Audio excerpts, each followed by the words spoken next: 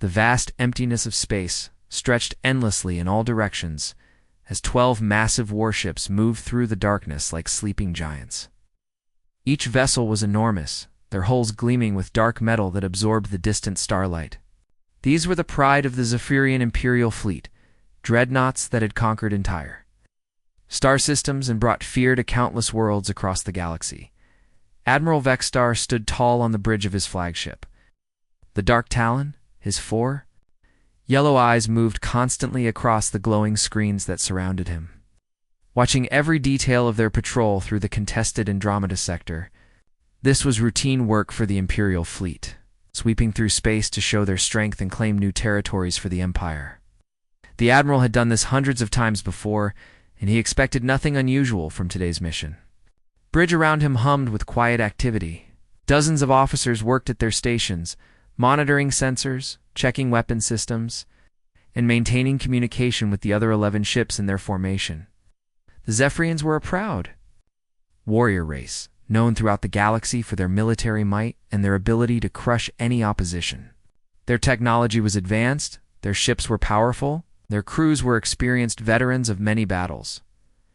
Lieutenant Kevin Ash sat at the main sensor station, his three-fingered hands dancing across the control panels as he scanned the surrounding space.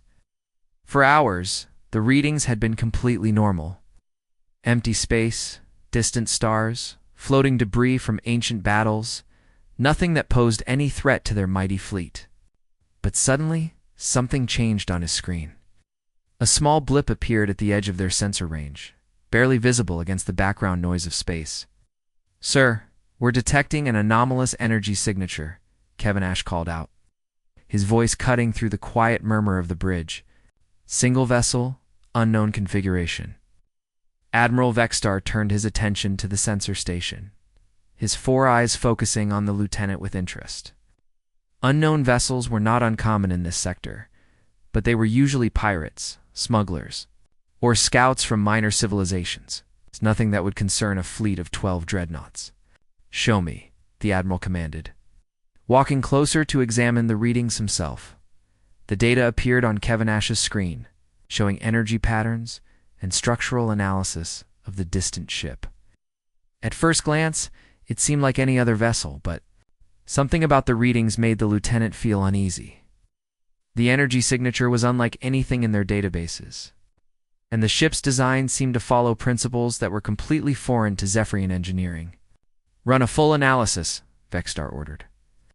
"I want to know what we're dealing with." The ship's artificial intelligence immediately began processing the sensor data, comparing it against thousands of known vessel types from across the galaxy.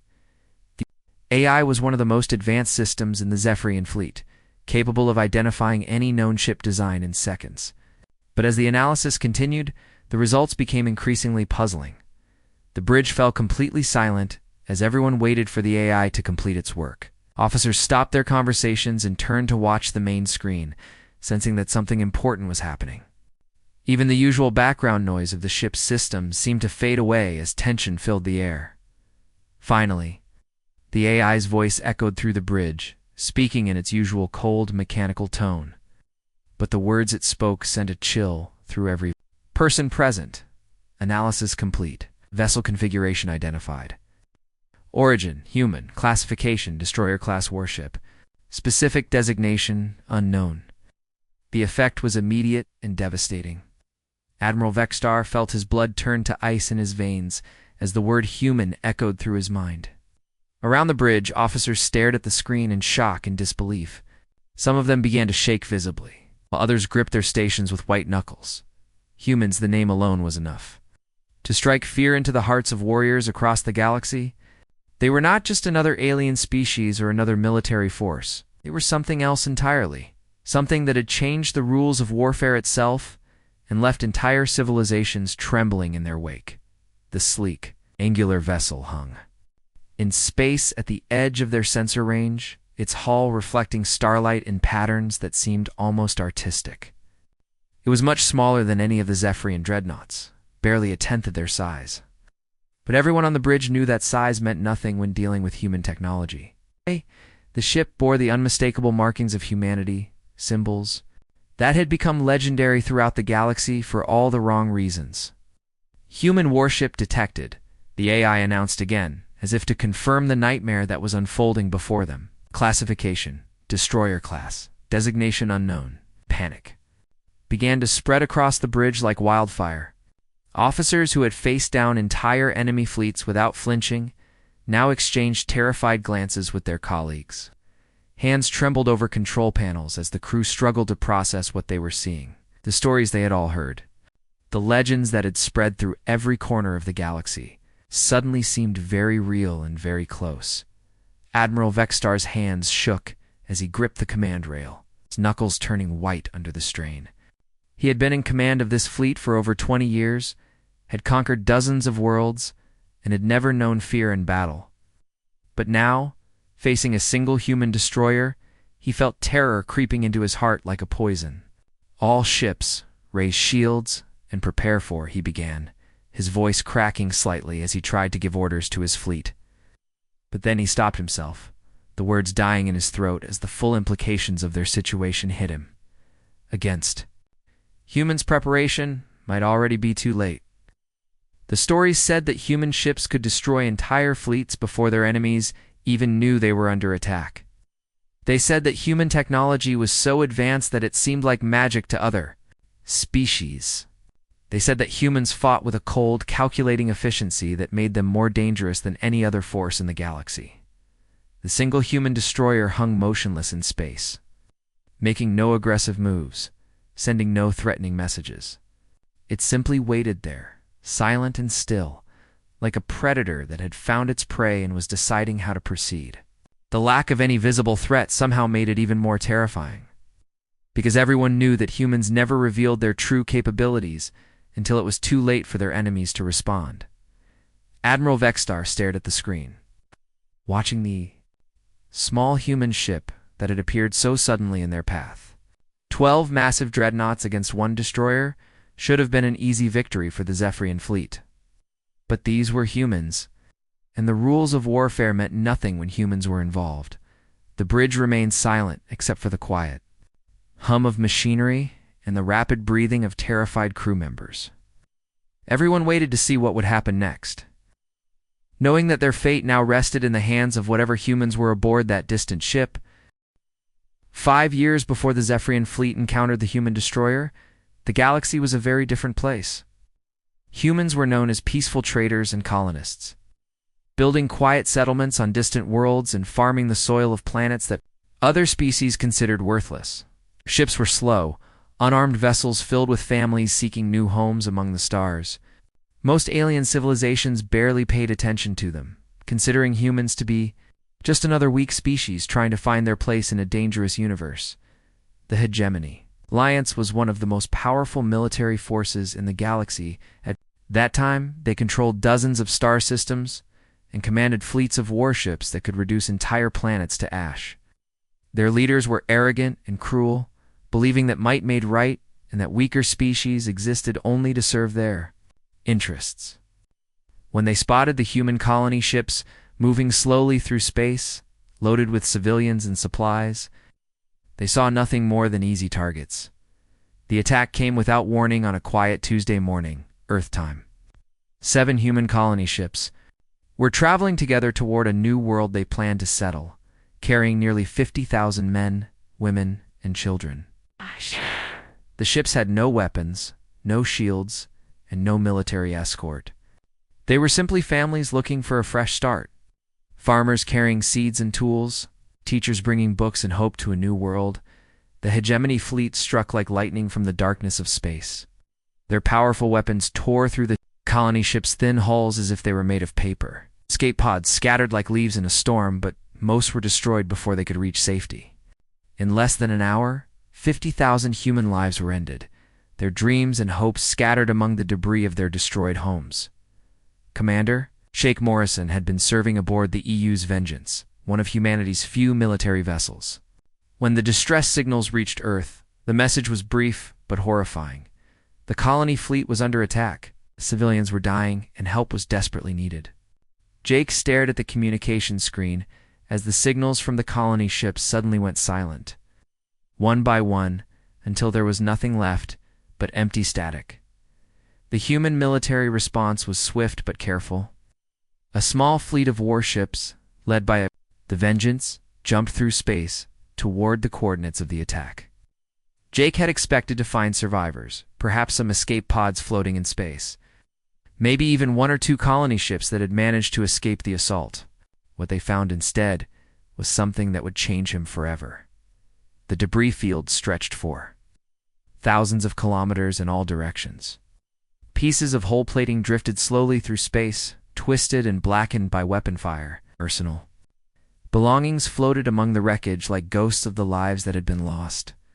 Jake watched through the bridge windows as a child's stuffed animal tumbled past, followed by family photographs that would never again bring smiles to their owners' faces. "Sir, we're detecting no life signs," reported Lieutenant Sarah Davis. From the sensor station, her voice barely above a whisper. No survivors. No escape pods with functioning life support. Jake felt something cold and hard settle in his chest as he processed the information. 50,000 people, including thousands of children, had been murdered for no reason other than the fact that they were in the wrong place when the hegemony decided to demonstrate their power. The peaceful colony ships had posed no threat to anyone, carried no valuable cargo except for farming equipment and personal belongings. "Sir, we have multiple hegemony fleets converging on our position," his tactical officer reported, his voice tense with concern. "They're moving to surround us. Estimate 12 minutes until they're in weapons range." Jake stared at the tactical display, watching as red dots representing enemy ships closed in from all directions. The hegemony forces vastly outnumbered the small human fleet, and their ships were larger and more heavily armed. By all conventional military wisdom, the humans should have retreated immediately to avoid being destroyed along with the colonists they had come to save. But Jake Morrison was no longer thinking about conventional military wisdom. He was thinking about the stuffed animal floating in space, about the family photos scattered among the debris, about 50,000 innocent people who had died simply because someone decided they were expendable. "Signaled the fleet," Jake said, his voice calm and measured despite the fury burning in his heart. "Implement Protocol 7. Protocol 7 was something that had been developed by human military planners, but never used in actual combat. It was a set of tactics and procedures designed for total warfare, the kind of fighting that left no room for mercy or half measures. Most officers had hoped they would never need to use it, but as Jake watched the hegemony ships approaching through the debris field of murdered civilians, he knew the time had come. What happened next became known across the galaxy as the 18-month silence. The human fleet that had seemed so small and outnumbered suddenly revealed capabilities that no one had suspected. Ships that appeared to be simple destroyers and cruisers deployed weapon systems that could tear apart massive dreadnoughts in seconds. Human tactics proved to be unlike anything the galaxy had ever seen, combining precise technology with a ruthless efficiency that left no room for error or escape. The hegemony fleets that had come to finish off the human survivors found themselves facing an enemy that fought with cold, calculating precision. Human ships appeared and disappeared like ghosts, striking without warning and vanishing before their enemies could respond. Entire hegemony battle groups simply ceased to exist, their communications cutting off in mid-transmission as if they had been erased from reality itself. Within 3 months, the Hegemony Alliance began to realize that they had made a terrible mistake. Their military commanders sent increasingly desperate messages to their home worlds, reporting losses that seemed impossible and describing human tactics that defied all known principles of warfare. But the messages became fewer and fewer as time went on, till finally they stopped altogether. 3 star systems that had once been the heart of hegemony power simply went dark. No distress calls emerged from their worlds, no refugee ships fled their space, no explanations were ever given for what had happened. Scout ships sent to investigate found empty planets and silent cities, as if entire civilizations had simply vanished into thin air. The only signs of what had occurred were the occasional pieces of wreckage floating in space, twisted metal that had once been mighty warships. Now, 5 years later, Captain Jake Morrison stood on the bridge of the UES Retribution, watching as the Zephyrian fleet discovered what it meant to face human military power. His executive officer, Commander Lisa Bennett, stood beside him with the same cold professionalism that had become the hallmark of humanity's military forces. Both of them had been there during the 18-month silence, had seen what humans were capable of when their peaceful nature was stripped away by the murder of innocents. "They remember," Lisa observed quietly. Watching the panicked movements of the alien ships on their tactical display, Jake nodded slowly, his eyes never leaving the screen. Good fear keeps people honest. The UES Retribution hung motionless in the darkness of space like a sleeping predator. Captain Jake Morrison had positioned his ship at the very edge of the Zephyrian fleet's sensor range. Close enough to be detected, but far enough away to remain mysterious. The human destroyer made no threatening gestures, fired no warning shots, and sent no demanding messages. It simply existed there in the void, waiting with the patience of a hunter who knew that time was on his side. This calculated stillness proved to be more terrifying than any display of weapons could have been. The Zephyrian officers had expected threats, demands for surrender, or at least some kind of aggressive posturing. Instead, they faced an enemy that seemed content to simply watch them, like a scientist observing insects under a microscope. The silence from the human ship was deafening, and it allowed the aliens' own fears and imaginations to fill the empty space with terrors far worse than any actual threat.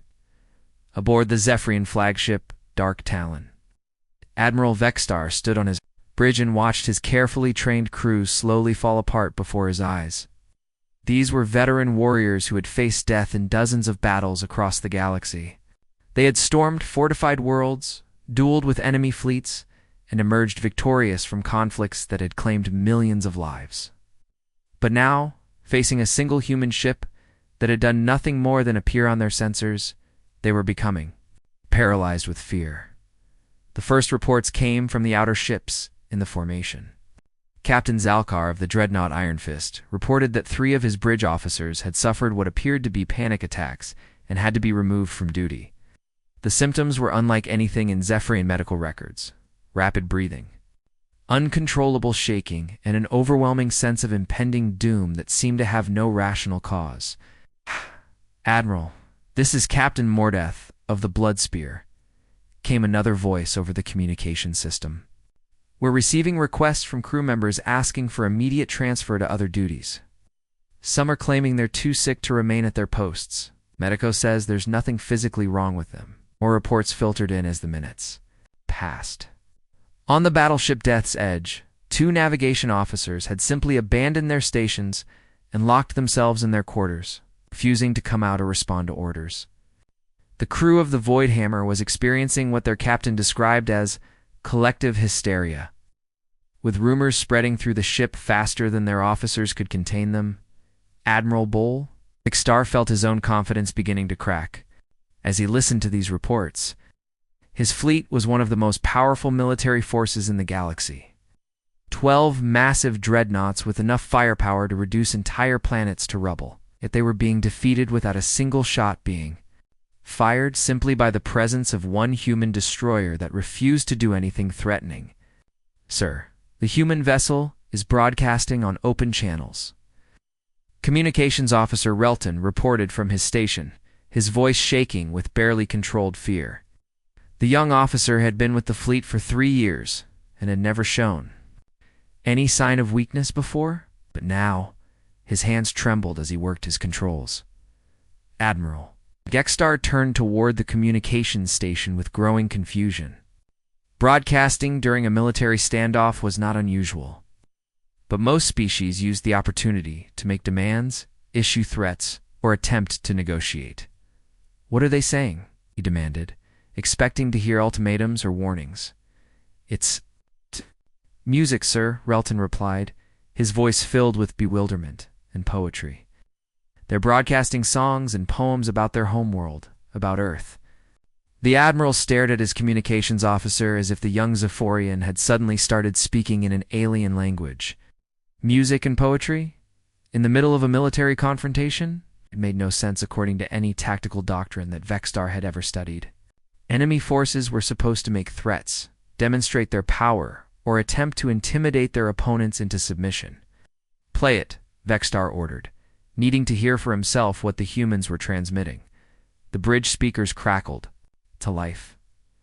And suddenly, the command center of the mighty Zephyrian flagship was filled with the sounds of a human orchestra.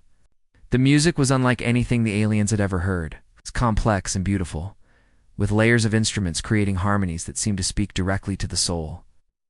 It was Beethoven's Ninth Symphony, though the Zephyrians had no way of knowing that this particular piece of music had been written by a human who was completely deaf, creating beauty from silence, just as humanity had learned to create peace through the threat of overwhelming violence. Between the musical movements, a calm human voice recited poetry in English, the words translated by their communication systems into Zephyrian. The poems spoke of green fields and blue skies, of children playing in parks and families gathering for meals. They described Earth as a world of incredible beauty and diversity, where billions of humans live their daily lives in relative peace and happiness. The effect on the Zephyrian crew was immediate and profound. These were not the words of conquerors or warriors seeking glory in battle. These were the words of people who had something precious to protect, something so valuable to them that they would fight with unlimited ferocity to preserve it. The poetry and music carried an underlying message that was more terrifying than any direct threat. Humans did not fight because they enjoyed war, but because they loved peace so much that they would destroy anyone who threatened it. Admiral Vextar found himself listening to a poem about autumn leaves falling in a place called New England, and he suddenly understood what he was facing. This was psychological warfare of a kind that no military academy had ever taught. The humans were not trying to intimidate the Zephyrian fleet with displays of power or threats of destruction.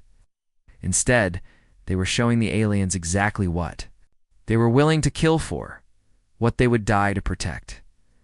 Lieutenant Tom Morrison sat at his communications station aboard the Retribution, monitoring the increasingly frantic transmissions from the Zephyrian fleet. As Captain Morrison's younger brother, he had grown up hearing stories about the hegemony, war, and had joined the military to serve alongside the hero who had implemented Protocol 7. Now, he watched his instruments as alien voices filled the communication channels with desperate requests for guidance. "Captain, they're requesting instructions from their high command," Tom reported to his brother. "Multiple ships are asking for permission to withdraw immediately. Some are reporting crew members becoming physically ill from stress." Captain Jake Morrison stood at the center of his bridge, his expression as calm and unchanging as carved stone. Around him, his crew went about their duties with the quiet efficiency that had become the hallmark of human military operations. There was no excitement, no anticipation of battle, no sign that they were facing odds of 12-1 against a superior enemy force. "No response yet, Tom," the captain said quietly. "Let them think about what they're hearing." The human ship continued its silent vigil, maintaining its position at the edge of sensor range, while the beautiful music and heartfelt poetry flowed from its communication arrays into the void. Each note of Beethoven's symphony and each line of Robert Frost's verses carried the same quiet message. Humans did not fight from hatred or a desire for conquest, but from love for their families, their homes, and their way of life. This was the doctrine that had emerged from the ashes of the hegemony war, an understanding that true strength came not from the ability to destroy, but from having something worth protecting. The Zephyrian fleet was learning what countless other alien civilizations had discovered over the past 5 years when humans went to war. They did not fight like soldiers seeking victory, but like parents defending their children. Captain Jake Morrison stood at the center of the Retribution's bridge like a statue carved from stone, his hands clasped behind his back as he watched the tactical displays surrounding him. The bridge was quiet except for the soft hum of advanced computer systems and the occasional beep of incoming data. Despite facing 12 massive enemy dreadnoughts with his single destroyer, Jake's expression remained perfectly calm, showing no sign of concern or doubt about the situation developing. Around them, his crew worked at their stations with the same professional composure that had become legendary throughout human space. Each officer focused on their duties with practiced efficiency, their movements precise and controlled. There was no panic, no shouting of orders, no frantic preparation for battle. Instead, the bridge operated with the smooth coordination of a well-oiled machine. Every person knowing exactly what their role would be when the moment came to act. Lieutenant Amanda Clark sat at the weapons control station, her fingers resting lightly on the targeting controls that could unleash devastating firepower at a moment's notice. She was a veteran of the HFY War, one of the officers who had helped develop the tactics that had brought 3-star systems to their knees. Her blonde hair was pulled back in a regulation military style, and her blue eyes remained fixed. On the targeting screens that showed the positions of all 12 Zephyrian warships, "Captain," Amanda reported in a steady voice, "I have complete firing solutions on all 12 enemy vessels. Their shield generators, primary weapons arrays, and main propulsion systems are all within optimal range for precision strikes. Estimated time to target acquisition and firing sequence is 15 seconds. The advanced targeting computers aboard the Retribution were unlike anything else in the galaxy. While other species built weapon systems that could destroy large areas or overwhelm enemy defenses with massive firepower, humans had chosen a different approach. Their weapons were designed for surgical precision, capable of hitting specific components on enemy ships. From incredible distances while leaving the rest of the vessel completely undamaged, Jake nodded slowly to his tactical officer, Ensign Mike Davis, a young man with brown hair and serious dark eyes, who had graduated at the top of his class from the Naval Academy. Mike had studied every recorded battle from the HFY War, analyzing the tactics that had made human forces so devastatingly effective against seemingly superior numbers. "Demonstrate our capabilities, Ensign," Jake said quietly, his voice carrying the authority of someone who had never been disobeyed. "Warning shots only. Now I want them to understand what they're facing without anyone getting hurt." "Aye, sir," Mike responded immediately, his hands moving across his control panel with practiced skill. The Retribution's advanced targeting systems came to life with a soft whir of machinery. Across the ship, weapon ports opened silently in the vacuum of space, revealing arrays of energy projection devices that looked deceptively small compared to the massive gun turrets on the Zephyrian dreadnoughts. But size meant nothing when it came to human military technology, which had been designed according to principles that most other species had never even considered. The targeting computers began their work with mechanical precision, analyzing the design and structure of each Zephyrian vessel in the space of microseconds. The artificial intelligence systems aboard the Retribution had access to detailed information about every known ship design in the galaxy, allowing them to identify weak points and critical systems with devastating accuracy. Within moments, the computers had locked onto every important component across the entire enemy fleet simultaneously. Shield generators, primary weapon systems, propulsion units, communication arrays, and life support backups were all identified and targeted with surgical precision. The Retribution's weapon systems could have destroyed any or all of these components in an instant, but Jake's orders had been clear. This was to be a demonstration, not a massacre. The energy beams that lanced out from the human destroyer were almost invisible in the darkness of space. Thin lines of concentrated power that moved faster than the eye could follow. Each beam was precisely calibrated to deliver exactly enough energy to disable its target, without causing collateral damage to surrounding systems or risking the lives of the crew, members working nearby, in the span of exactly 30 seconds. The primary weapons arrays of all 12 Zephyrian dreadnoughts simply stopped working. The massive gun turrets that had been the pride of the Imperial fleet suddenly went dark, their power systems cleanly severed by energy beams that had struck with the precision of a surgeon's scalpel. Not a single alien crew member was injured in the process, but the message was unmistakable and terrifying.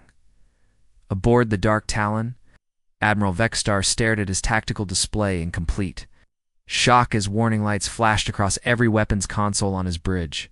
"Report," he shouted to his weapons officer, though he already knew what the answer would be. "Sir, all primary weapons are offline," came the shaking reply. "The targeting systems are intact. The power systems show no damage. But the main firing circuits have been completely severed. It's as if someone reached inside our ship and cut specific wires with incredible precision." Similar reports came flooding in from every ship in the Zephyrian fleet. The Iron Fist, the Blood Spear, the Death's Edge, and all the other mighty dreadnoughts found themselves suddenly defenseless. Their weapons disabled by an enemy that had demonstrated capabilities beyond their understanding. The human destroyer had not simply outgunned them or overwhelmed their defenses. Instead, it had reached across space and surgically removed their ability to fight back. Leaving them alive but helpless, Commander Lisa Bennett stood beside Captain Morrison on the Retribution's bridge, watching the enemy fleet's stunned reaction on the tactical display. The Zephyrian ships were moving in confused patterns now, their formations breaking apart as individual captains tried to understand what had happened to their vessels. Some ships were attempting to restart their weapon systems, while others seemed to be preparing to flee from the encounter entirely. 12 dreadnoughts neutralized by a single destroyer, Lisa observed quietly, her voice carrying a note of professional satisfaction. I think they understand now what they're dealing with. She was a tall woman with auburn hair and green eyes. Another veteran of the Hegemony War, who had helped develop the psychological warfare tactics that were now being used against the Zephyrian fleet. During those 18 months of systematic destruction, Lisa had learned that defeating an enemy's will to fight was often more effective than simply destroying their ships. Jake's expression remained completely stoic as he watched the alien fleet struggle to comprehend what had just happened to them. There was no satisfaction in his face, no pride in the demonstration of superior technology, no emotion at all, except for a quiet determination to complete his mission without unnecessary bloodshed. Understanding is the first step toward peace. Lisa, he said in the same calm voice he had used throughout the encounter, fear is just the teacher. The captain understood that what had just occurred was not really about weapons or technology or military superiority. It was about sending a message that would spread throughout the galaxy, carried by the Zephyrian survivors to every corner of known space. The message was simple, but profound. Humanity possessed the power to destroy any enemy completely, but chose to use that power with restraint and precision, preferring education to extermination whenever possible. Admiral Vexstar stood frozen on the bridge of his flagship, staring at the tactical displays that showed the complete failure of his fleet's weapons systems. His 4 eyes moved from screen to screen, taking in the impossible reality of what had just occurred. 12 of the most powerful warships in the Zephyrian Empire had been rendered helpless in 30 seconds by a single human destroyer that was barely 1/10 their size. The pride that had sustained him through decades of military service now warred with a terror unlike anything he had ever experienced. Vexstar had conquered entire star systems, had seen his ships reduce planets. Tuash had never once questioned the superiority of Zephyrian military might. But now, he faced the undeniable truth that everything he had believed about warfare and power had been proven wrong by an enemy that fought according to rules he could not understand. The human ship had demonstrated capabilities that seemed to defy the laws of physics as the Zephyrians understood them. Their weapons had reached across vast distances to disable specific components with surgical precision, showing a level of technological advancement that made the Empire's best equipment look like primitive toys. But even more disturbing than their superior technology was the restraint they had shown in using it. Any other species with such overwhelming power would have simply destroyed the Zephyrian fleet outright, claiming the victory and the territory for themselves. Instead, the humans had chosen to disable rather than destroy, to teach rather than conquer. This restraint was more terrifying than any display of raw firepower could have been, because it demonstrated a level of confidence and control that spoke of truly godlike capabilities. "Sir, incoming transmission from the human vessel," reported Communications Officer Relton from his station.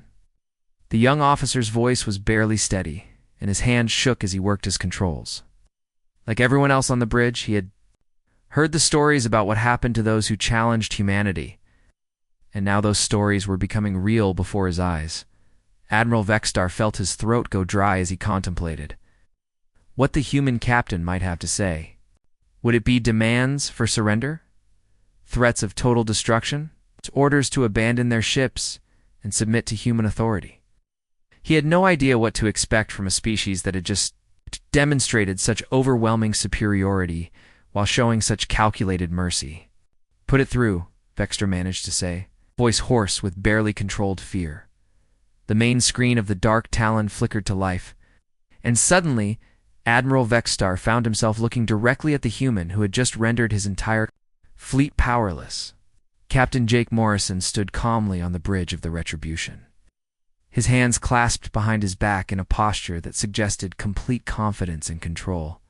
He was not particularly tall or imposing by Zephyrian standards, but there was something in his eyes that spoke of depths of experience and determination that made him seem larger than life.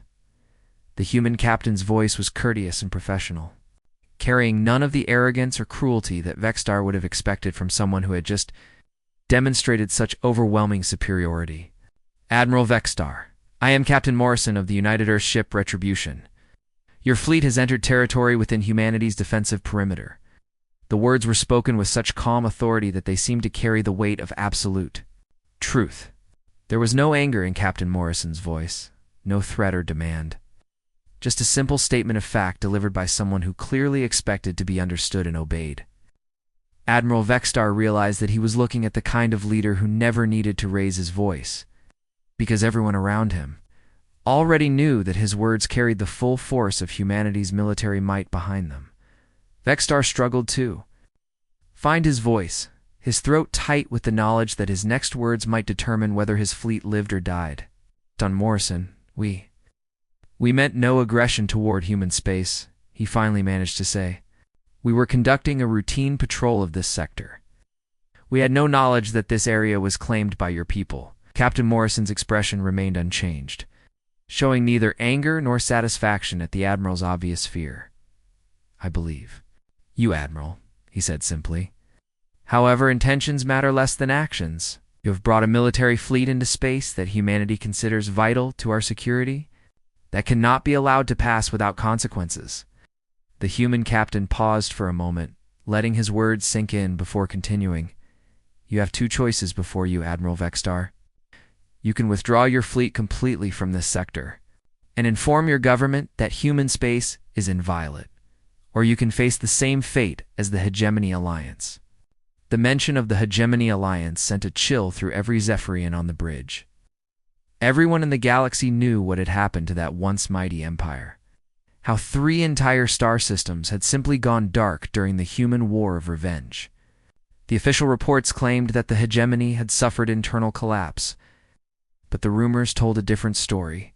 Whispers of human fleets that appeared without warning and left nothing but empty space in their wake. Admiral Vextar felt the weight of his entire civilization's future pressing down on him as he considered Captain Morrison's words. The choice was not really a choice at all, because only one option offered any hope of survival for his fleet and his people. The humans had already demonstrated that they could destroy his ships whenever they chose to do so, and the fate of the hegemony proved that they were willing to follow through on their threats when necessary. The silence stretched across the vast distance between the two fleets as Admiral Vextar wrestled with the implications of what was happening. His entire worldview was crumbling around him as he realized that the Zephyrian Empire, for all its power and pride, was nothing more than another minor civilization in the shadow of humanity's true capabilities. Finally, with the weight of survival pressing down on him, Admiral Vextar found his voice. We will withdraw immediately, Captain Morrison, he said, the words tasting like ashes in his mouth. And we will spread word of this encounter to our government and our allies. Captain Morrison nodded slightly, acknowledging the Admiral's surrender. With the same calm professionalism he had shown throughout the encounter. Wisdom, Admiral, he said simply. Safe travels. The transmission ended, leaving the bridge of the Dark Talon in stunned silence. Admiral Vextar turned to his navigation officer with shoulders that suddenly felt heavy with the weight of defeat. Signal the fleet, he ordered quietly. We are withdrawing from this sector immediately. Set course for home. As the 12 Zephyrian dreadnoughts began their journey back to Empire space, Admiral Vextar stared out at the stars and tried to process what had just occurred.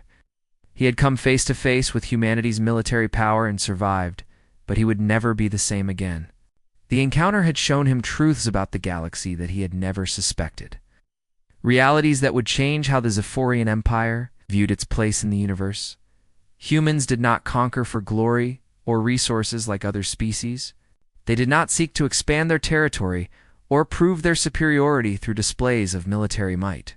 Instead, they fought with the cold, calculated precision of a species that had learned warfare not as a tool of conquest, but as the ultimate expression of protection for what they held dear. The galaxy's balance of power had shifted once again. Just as it had 5 years earlier when the Hegemony Alliance had made the fatal mistake of attacking human civilians. Humanity was not just another military force competing for territory and resources among the stars. They were something entirely different, something that made all other military forces seem obsolete by comparison. As his fleet fled through the darkness of space, Admiral Vextar understood that the age of traditional galactic warfare was ending, replaced by a new reality where humanity stood as the ultimate arbiters of peace and conflict among the stars.